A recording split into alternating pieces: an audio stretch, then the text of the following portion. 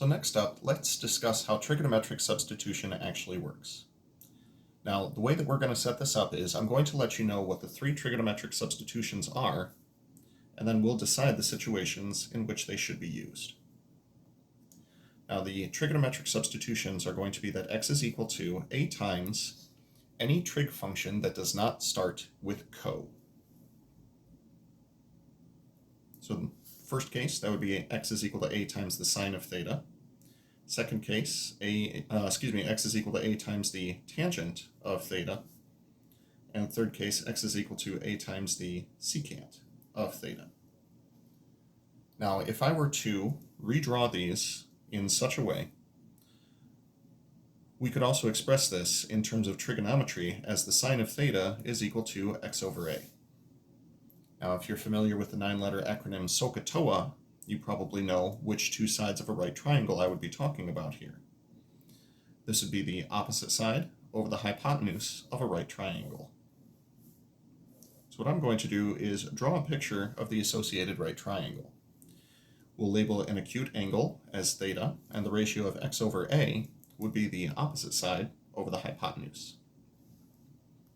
Once you know two sides of a right triangle, you can use the Pythagorean theorem to figure out the third side. That Pythagorean theorem to figure out the third side is going to result in the square root of a squared minus x squared. Anytime you see this radical, this will be the trigonometric substitution that you'll want to make. Additionally, dx would be the derivative of the substitution that we're making. Again, a is referring to a constant, so constant times sine of theta would be that same constant times the cosine of theta d theta. The only reason that we decide to use the trigonometric substitutions without the co is because we don't need to worry about creating an additional negative sign when we take a derivative. All three of these will have derivatives that do not involve that kind of sign, negative sign. So anytime you see a square root of a squared minus x squared, you are going to make the substitution x is equal to a times the sine of theta. Now eventually that will be a fact that you'll want to have memorized, but for the introduction purposes, I just wanted to say that this is where it comes from. So similarly, for the second case here, x is equal to a times the tangent of theta. This can be rewritten as the tangent of theta is equal to x over a. Now, according to right triangle trigonometry, or the TOA of SOHCAHTOA, this is the opposite side over the adjacent side for a right triangle. Once again, I'm going to draw that right triangle. Here's our angle theta. X is the opposite side. A is the adjacent side. Once again, as soon as you know two sides of a right triangle, you can use the Pythagorean theorem to find the third side.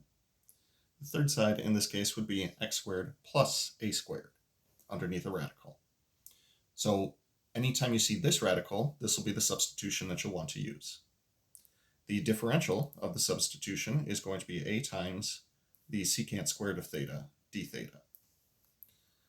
So once again, anytime you see this particular radical, square root of x squared plus a squared, you are going to use the substitution x is equal to a times the tangent of theta. Now with that in mind, going to our third example here, x is equal to a times the secant of theta. This can be rewritten as the secant of theta is equal to x over a. Now secant is reciprocal of the cosine. Cosine is adjacent over hypotenuse, so the secant will be the hypotenuse over the adjacent. So with that in mind, we'll make a little right triangle here. Hypotenuse is x. Adjacent side is a. We know two sides of a right triangle. Go ahead and use that Pythagorean theorem to figure out the third side. That'll be x squared minus a squared underneath a radical. The differential associated with this, dx, would be a times the secant of theta times the tangent of theta, d theta, as that happens to be the derivative of the secant of theta. So anytime you see this radical, square root of x squared minus a squared, you will be making use of the substitution x is equal to a times the secant of theta. I would like to give a little bit of additional explanation as to where exactly the motivation for this comes from. Let's do so on a new sheet. So the first one that we went through was a squared minus x squared. I said for this we are going to be using the substitution x is equal to a times the sine of theta. Now the reason that we do so is because if I were to actually plug this in, a times the sine of theta, quantity squared, we could then apply the distributive property to distribute this square through to both of these terms. So a squared minus a squared sine squared theta. Now we have a greatest common factor that we can pull out in the form of a squared to be left with 1 minus the sine squared of theta. Now 1 minus the sine squared of theta is a Pythagorean identity. That Pythagorean identity would change it into the cosine squared of theta. As such, this square root of a squared minus x squared will simply become a times the cosine of theta. Additionally, if we were to take a look at the previous page, right up top, if I were to ask you what is the cosine of theta, the cosine of theta would be the adjacent side over the hypotenuse. Adjacent side is our radical, hypotenuse is equal to a. If you multiply both sides of this by a, you'll get the same result as what we got from our derivation up here. The radical is equal to a times the cosine of theta. This allows you to change the radical into a times the cosine of theta and any other x's that are present into a times the sine of theta. As such, you'll wind up with an integral consisting of nothing but products of powers of the sine and the cosine. In the second example from the previous page, we had the square root of x squared plus a squared.